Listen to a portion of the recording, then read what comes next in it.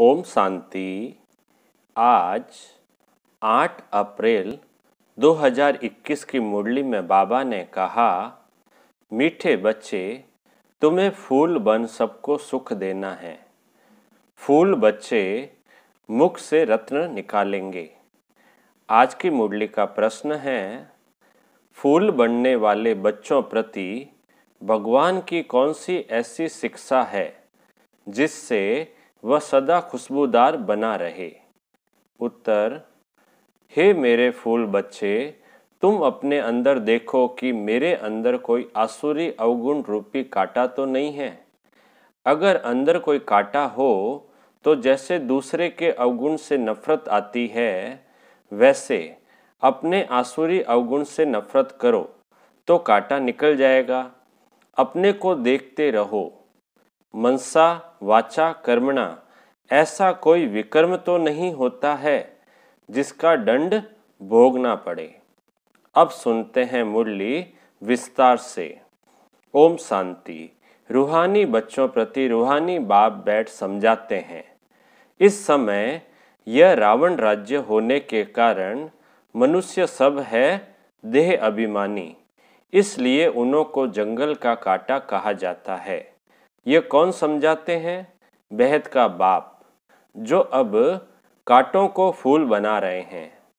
कहाँ कहाँ माया ऐसी है जो फूल बनते बनते फट से फिर कांटा बना देती है। इसको कहा जाता है कांटों का जंगल। इसमें अनेक प्रकार के जानवर मिसल मनुष्य रहते हैं। हे मनुष्य, परंतु एक दो में जानवरों मिसल लड़ते झगड़ते रहते हैं। घर घर में झगड़ा लगा हुआ है। विषय सागर में ही सब पड़े हैं। ये सारी दुनिया बड़ा भारी विष का सागर है जिसमें मनुष्य गोते खा रहे हैं। इसको ही पतित भ्रष्टाचारी दुनिया कहा जाता है। अभी तुम कांटों से फूल बन रहे हो। बाप को बागवान भी कहा जाता है। बाप बैठ समझाते हैं, गीता में है ज्ञान की बातें और फिर मनुष्यों की चलन कैसी है वह भागवत में वर्णन है। क्या क्या बातें लिख दी है। सत्युग में ऐसे थोड़े ही कहेंगे। सत्युग तो है ही फूलों का बगीचा। अभी तुम फूल बन रहे हो। फूल बनकर फिर कांटे बन जाते हैं। आज बड़ा अच्छा चलते फिर माया के तूफान आ जाते हैं। बैठे बैठे माया क्या हाल कर देती है। बाप कहते रहते हैं, हम तुमको विश्व का मालिक बनाते हैं। भारतवासियों को कहते हैं तुम विश्व के मालिक थे। कल की बात है, लक्ष्मी नारायण का राज्य था। हीरे जवाहरातों के महल थे। उनको कहते ही हैं गार्डन ऑफ अल्लाह। जंगल यहाँ है, फिर बगीचा भी यहाँ होगा ना। भारत स्वर्ग था, उसमें फूल ही फूल थे। बाप ही फूलों का बगीचा बनाते हैं। फूल बनते बनते फिर संग दोष में आकर खराब हो जाते हैं। बस बाबा, हम तो शादी करते हैं, माया का भपका देखते हैं ना। यहाँ तो है बिल्कुल शांति। यह दुनिया सारी है जंगल। जंगल को जरूर आग लगेगी तो जंगल में रहने वाले भी खत्म होंगे ना। वही आग लगनी है जो 5000 वर्ष पहले लगी थी, जिसका नाम महाभारत लड़ाई रखा है। एटॉमिक बॉम्ब्स की लड़ाई तो पहले यादवों की ही लगती है। वह भी गायन है। साइंस से मिसाइल्स बनाए हैं। शास्त्रों में तो बहुत कहानियां हैं। बाप बच्चों को समझाते हैं, ऐसे कोई पेट से थोड़ी मुसल आदि निकल सकते हैं। अभी तुम देखते हो साइंस द्वारा कितने बॉम्ब्स आदि बनाते हैं। सिर्फ 2 बॉम्ब ही लगाए तो कितने शहर खत्म हो गए। कितने आदमी मरे, लाखों मरे होंगे। अब इस इतने बड़े जंगल में करोड़ों मनुष्य रहते हैं। इसको आग लगनी है। शिव बाबा समझाते हैं, बाप तो फिर भी रहमदिल है, बाप को तो सबका कल्याण करना है। फिर भी जाएंगे कहाँ? देखेंगे बरोबर आग लगती है तो फिर भी बाप की शरण लेंगे। बाप है सर्व का सद्गति दाता, पुनर्जन्म रहित, उनको फिर सर्वव्यापी कह देते। अभी तुम हो संगम योगी, तुम्हारी बुद्धि में सारा ज्ञान है। मित्र संबंधियों आदि के साथ भी तोड़ निभाना है। उनमें है आसुरी गुण, तुम्हारे में है देवी गुण। तुम्हारा काम है औरों को भी यही सिखलाना। मंत्र देते रहो, प्रदर्शनी द्वारा तुम कितना समझाते हो। भारतवासियों के 84 जन्म पूरे हुए हैं। अब बाप आए हैं मनुष्य से देवता बनाने, अर्थात नरकवासी मनुष्यों को स्वर्गवासी बनाने। देवता स्वर्ग में रहते हैं। अभी अपने को आसुरी गुणों से नफरत आती है। अपने को देखा जाता है हम देवी गुणों वाले बने हैं, हमारे में कोई अवगुण तो नहीं है। मनसा वाचा कर्मणा, हमने कोई ऐसा कर्म तो नहीं किया जो आसुरी काम हो। हम कांटों को फूल बनाने का धंधा करते हैं वा नहीं। बाबा है बागवान और तुम ब्रह्मा कुमार कुमारियां हो माली। किस्म किस्म के माली भी होते हैं। कोई तो अनाड़ी है जो किसको आप समान नहीं बना सकते। प्रदर्शनी में बागवान तो नहीं जाएंगे, माली जाएंगे। यह माली भी शिव बाबा के साथ है, इसलिए यह भी नहीं जा सकता। तुम माली जाते हो सर्विस करने के लिए, अच्छे अच्छे मालियों को ही बुलाते हैं। बाबा भी कहते हैं अनाड़ियों को न बुलाओ। बाबा नाम नहीं बतलाते हैं। थर्ड क्लास माली भी है ना। बागवान प्यार उनको करेंगे जो अच्छे अच्छे फूल बनाकर दिखाएंगे, उस पर बागवान खुश भी होगा। मुख से सदैव रत्न ही निकालते रहते हैं। कोई रत्न के बदले पत्थर निकालेंगे तो बाबा क्या कहेंगे।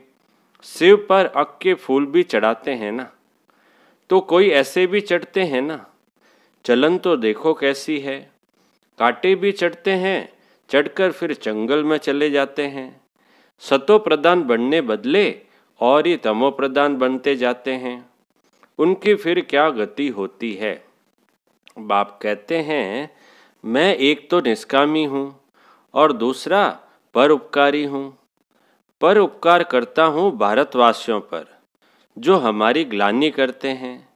बाप कहते हैं मैं इस समय ही आकर स्वर्ग की स्थापना करता हूँ। किसको कहो स्वर्ग चलो तो कहते स्वर्ग में तो हम यहाँ हैं ना। अरे स्वर्ग होता है सतयुग में, कलयुग में फिर स्वर्ग कहाँ से आया। कलयुग को कहा जाता है नरक। पुरानी तमोप्रधान दुनिया है। मनुष्यों को पता ही नहीं है कि स्वर्ग कहाँ होता है। मनुष्य को पता ही नहीं है कि स्वर्ग होता कहाँ है। स्वर्ग आसमान में समझते हैं। देलवाड़ा मंदिर में भी स्वर्ग ऊपर में दिखाया है, नीचे तपस्या कर रहे हैं। तो मनुष्य भी इसलिए कह देते फलाना स्वर्ग पधारा। स्वर्ग कहाँ है, सबके लिए कह देते स्वर्गवासी हुआ। यह है ही विषय सागर। क्षीर सागर विष्णुपुरी को कहा जाता है। उन्होंने फिर पूजा के लिए एक बड़ा तालाब बनाया है, उसमें विष्णु को बिठाया है। अभी तुम बच्चे स्वर्ग में जाने की तैयारी कर रहे हो, जहाँ दूध की नदियाँ होगी। अभी तुम बच्चे फूल बनते जाओ। ऐसी कोई चलन कभी नहीं चलनी है जो कोई कहे यह तो कांटा है। हमेशा फूल बनने के लिए पुरुषार्थ करते रहो। माया कांटा बना देती है, इसलिए अपनी बहुत बहुत संभाल करनी है। बाप कहते हैं ग्रस्त व्यवहार में रहते कमल फूल समान पवित्र बनना है। बागवान बाबा कांटों से फूल बनाने आए हैं। देखना है हम फूल बने हैं। फूलों को ही सर्विस के लिए जहाँ तहाँ बुलाते हैं। बाबा गुलाब का फूल भेजो, दिखाई तो पड़ता है ना कौन। कौन सा फूल है? बाप कहते हैं, मैं आता ही हूँ तुमको राजयोग सिखलाने। यह है ही सत्यनारायण की कथा। सत्य प्रजा की नहीं है। राजा रानी बनेंगे तो प्रजा भी अंडरस्टूड बनेगी। अभी तुम समझते हो राजा रानी तथा प्रजा कैसे नंबरवार बनती है। गरीब जिनके पास 2-5 रुपया भी नहीं बचता है, वह क्या देंगे? कोई गरीब होते हैं ना, उनके पास तो पैसा बचता ही नहीं है रोज, तो वो क्या देंगे? उनको भी उतना मिलता है जितना 1000 देने वाले को मिलता है। सबसे ज्यादा भारत गरीब है। किसको भी याद नहीं है कि हम भारतवासी स्वर्गवासी थे। देवताओं की महिमा भी गाते हैं, परंतु समझ नहीं सकते। जैसे मेंढक ट्रा ट्रा करते हैं, बुलबुल आवाज कितना मीठा करती है, अर्थ कुछ नहीं। आजकल गीता सुनाने वाले कितने हैं, माताएं भी निकली है। गीता से कौन सा धर्म स्थापन हुआ, यह कुछ भी नहीं जानते हैं। थोड़ी सिद्धि रिद्धि कोई ने दिखाई तो बस समझेंगे यह भगवान है। गाते हैं पतित पावन, तो पतित है ना। बाप कहते हैं विकार में जाना ये नंबर 1 पतितपना है। ये सारी दुनिया पतित है। सब पुकारते हैं, हे पतित पावन आओ। अब उनको आना है व गंगा स्नान करने से पावन बनना है। बाप को मनुष्य से देवता बनाने के लिए कितनी मेहनत करनी पड़ती है। बाप कहते हैं मुझे याद करो तो तुम कांटे से फूल बन जाएंगे। मुख से कभी पत्थर नहीं निकालो, फूल बनो। यह भी पढ़ाई है ना। चलते चलते ग्रहचारी बैठ जाती है तो फेल हो जाते हैं। होपफुल से होपलेस हो जाते हैं। फिर कहते हैं हम बाबा के पास जाएं। इंद्र की सभा में गंदे थोड़े ही आ सकते हैं। यह इंद्र सभा है ना। ब्राह्मणी जो ले आती है उस पर भी बड़ी जवाबदारी है। विकार में गया तो ब्राह्मणी पर भी बोझ पड़ेगा। इसलिए संभाल कर किसको ले आना चाहिए। आगे चल तुम देखेंगे साधु संत आदि सब क्यू में खड़े हो जाएंगे। भीष्म पितामह आदि का नाम तो है ना। बच्चों की बड़ी विशाल बुद्धि होनी चाहिए। तुम किसी को भी बता सकते हो भारत गार्डन ऑफ फ्लावर था, देवी देवताएं रहते थे, अभी तो कांटे बन गए हैं। तुम्हारे में 5 विकार है ना। रावण राज्य माना ही जंगल। बाप आकर कांटों को फूल बनाते हैं। ख्याल करना चाहिए, अभी हम गुलाब के फूल नहीं बने तो जन्म जन्मांतर अक के फूल ही बनेंगे। हर एक को अपना कल्याण करना है। शिव बाबा पर थोड़ी मेहरबानी करते हैं। मेहरबानी तो अपने पर करनी है। अब श्रीमत पर चलना है। बगीचे में कोई जाएंगे तो खुशबूदार फूलों को ही देखेंगे, अक को थोड़े देखेंगे। फ्लावर शो होता है ना, यह भी फ्लावर शो है। बड़ा भारी इनाम मिलता है। बहुत फर्स्ट क्लास फूल बनना है। बड़ी मीठी चलन चाहिए। क्रोधी के साथ बड़ा नम्र हो जाना चाहिए। हम श्रीमत पर पवित्र बन पवित्र दुनिया स्वर्ग का मालिक बनने चाहते हैं। युक्तियाँ तो बहुत होती है ना। माताओं में त्रिया चरित्र बहुत होते हैं। चतुराई से पवित्रता में रहने के लिए पुरुषार्थ करना है। तुम कह सकती हो कि भगवानुवाच काम महाशत्रु है। पवित्र बनो तो सतो प्रधान बन जाएंगे। तो क्या हम भगवान की नहीं माने? मुक्ति से अपने को बचाना चाहिए। विश्व का मालिक बनने के लिए थोड़ा सहन किया तो क्या हुआ? अपने लिए तुम करते हो ना। वह राजाई के लिए लड़ते हैं, तुम अपने लिए सब कुछ करते हो। पुरुषार्थ करना चाहिए। बाप को भूल जाने से ही गिरते हैं, फिर शर्म आती है। देवता कैसे बनेंगे? अच्छा बाप दादा बोले, मीठे मीठे सिकिलदे बच्चों प्रति माता पिता बाप दादा का याद प्यार और गुड मॉर्निंग। रूहानी बाप की रूहानी बच्चों को नमस्ते। हम रूहानी बच्चों की रूहानी बाप दादा को याद प्यार, गुड मॉर्निंग और नमस्ते नमस्ते नमस्ते सदा रहेंगे हंसते हंसते, बन जाएंगे फरिश्ते, वाह बाबा वाह, वाह मेरा भाग्य। अब पूरी मुरली में से धारणा के लिए मुख्य सार। पहला पॉइंट, माया की ग्रहचारी से बचने के लिए मुख से सदैव ज्ञान रत्न निकालने हैं, संग दोष से अपनी संभाल रखनी है।